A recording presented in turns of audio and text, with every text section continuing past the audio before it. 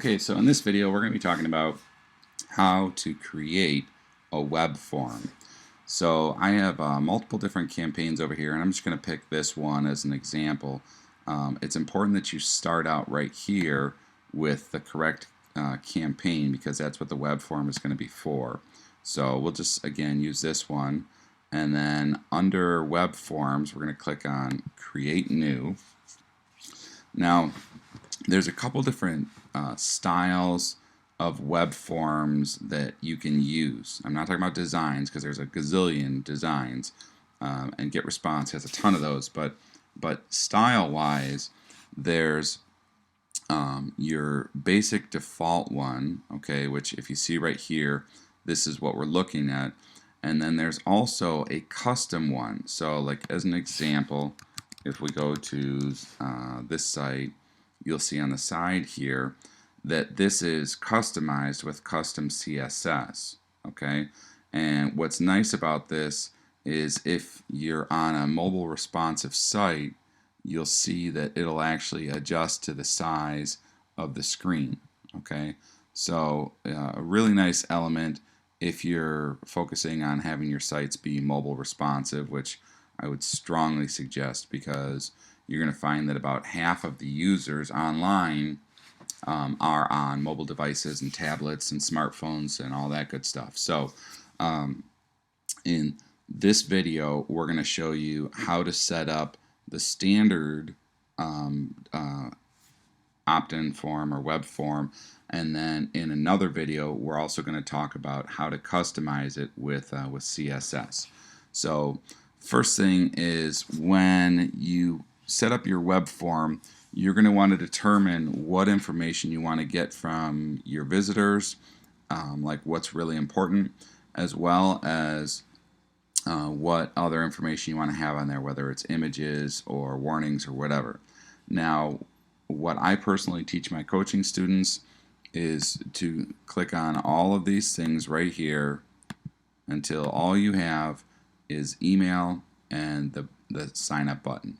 Okay, the reason is, the less information that you ask for, the more people are going to say yes. And really all we need is their email address in order to get in touch with them. So if you are getting different advice in that, or you've split tested and you want to do something different, you can obviously leave any of these checked off.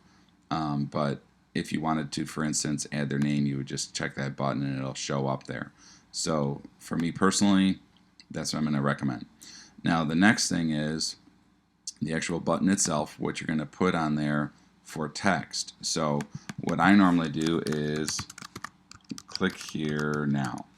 Okay, it's a direct action. It's telling them what to do. There's no question about what you want them to do. Now again, you can split test this to see if, you know, download now or get instant access or whatever will work better. Great, do it to it. But out of the gate, click here now works really good. So the next thing is, most of the web pages that these forms are going to be on are going to have a white background, and by default this default one has a light gray. So what you can do is you can come over here to where it says body in this drop down, then click on background, and then just drag this up till it's at the 100% white, and then click apply.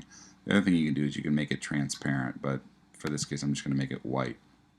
So now that we've done that, we click on save web form, and then we're going to go to the next tab, and this is our settings tab.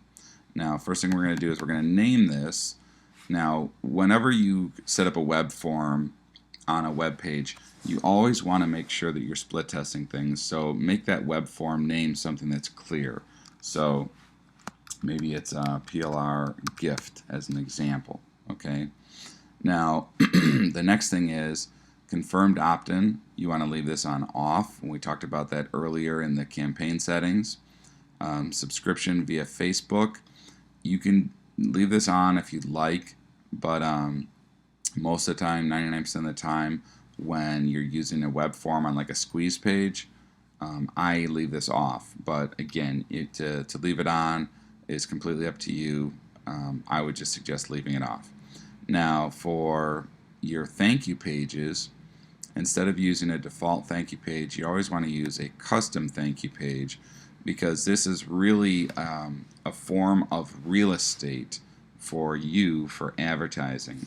And if you simply send people to a blank page with a get response that says thanks, check your email, then you're missing out. And you're missing out on two opportunities. One is obviously financially. You could have another offer on that thank you page, something to upgrade, something to compliment, whatever, special discount.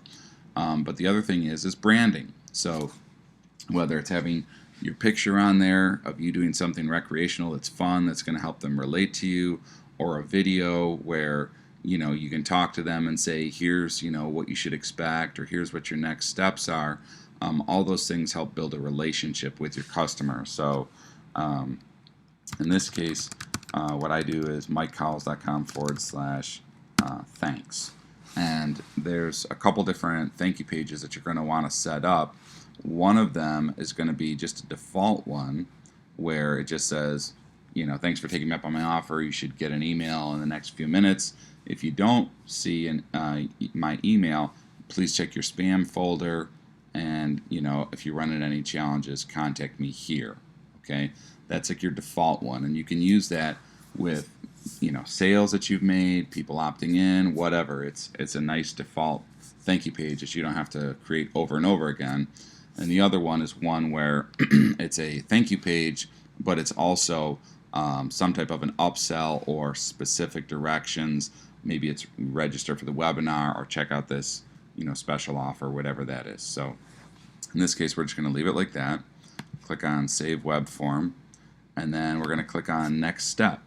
Now, there's two different ways to install this form, and the shorter, simpler one is this JavaScript code, and you would simply copy and paste this onto your site. Now, the other option is show HTML code, and that's a big, long, plethora of stuff. So, and honestly, there's issues that come up when you use the HTML one as far as it formatting right. So I don't suggest you use that one.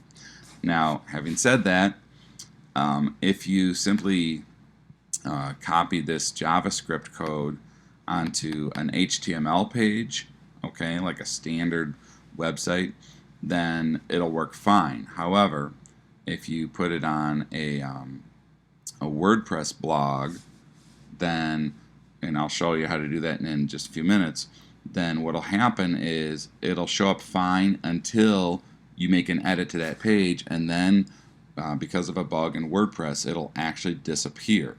So your form will be gone.